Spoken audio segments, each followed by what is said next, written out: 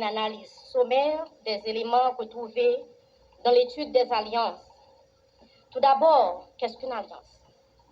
Une alliance, c'est un accord, un pacte conclu, selon la Bible, entre Dieu et l'homme.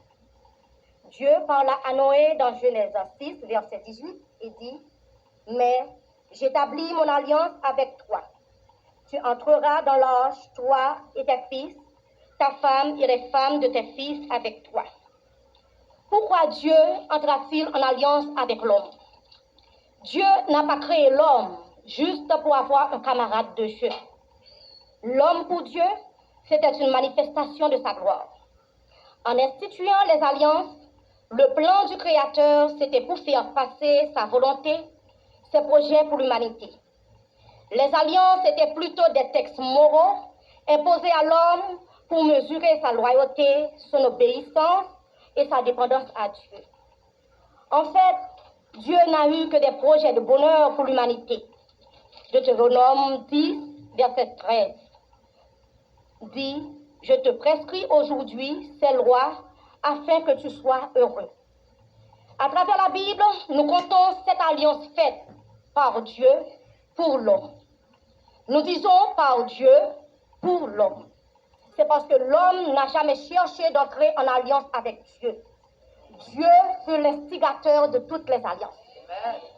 Les 7 alliances entre Dieu et l'homme étaient l'alliance édénique, l'alliance adamique, l'alliance mosaïque, l'alliance palestinienne et l'alliance davidique. Toutes les 7 alliances étaient uniformes en nature. Elles se constituaient de 3 éléments: les paroles de l'alliance, le sang de l'alliance, le sceau de l'alliance. Dans les paroles de l'alliance, nous trouvons le libellé, c'est-à-dire le traité, la manière dont le contrat était formulé. Dans les paroles de l'alliance, nous notons aussi les conséquences de l'alliance. Ces conséquences peuvent être des promesses de bénédiction ou de malédiction. Deutéronome 11, versets 26 à 28.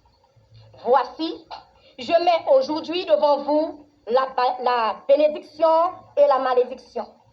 La bénédiction si vous obéissez au commandement de l'Éternel. La malédiction si vous n'obéissez pas au commandement de l'Éternel. Le deuxième élément de l'alliance est le sang. Le sang constitue le sacrifice. Ce sacrifice implique une perte totale ou partielle de vie.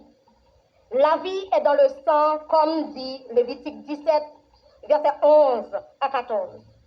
Dans l'alliance édénique, cette perte de vie était partielle, parce qu'après Dieu ouvrit le côté d'Adam pour en tirer Ève, Adam demeura encore vivant. En contraste avec les autres alliances, dont la perte de vie consistait au sacrifice des animaux, dont la perte était totale. Exode 24, versets 5 à 8. Le troisième élément, c'était le sceau de l'alliance. Le sceau était la marque de Dieu, la signature de l'Éternel. C'était le signe qui rendait l'alliance authentique, c'est-à-dire incontestable. Par exemple, l'arc-en-ciel après le déluge était le sceau de l'alliance nouramique. Genèse 9, verset 13. De ces 7 alliances mentionnées avant, 2 d'entre elles étaient conditionnelles, à savoir l'alliance édénique et l'alliance mosaïque.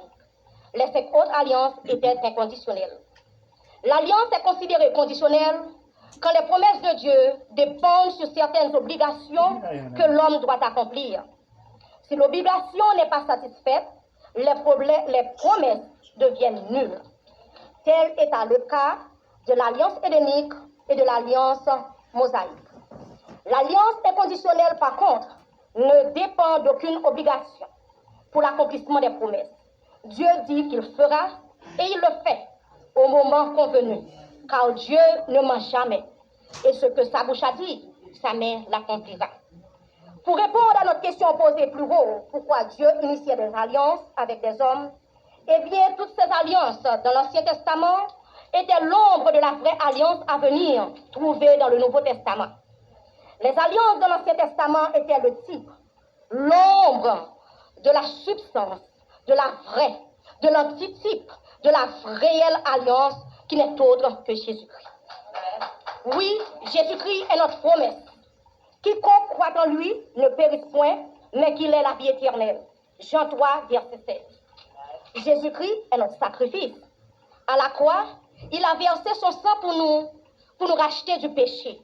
Hébreux 9, verset 22. Sans effusion de sang, il n'y a point de pardon.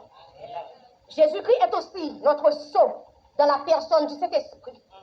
Éphésiens 1, verset 13.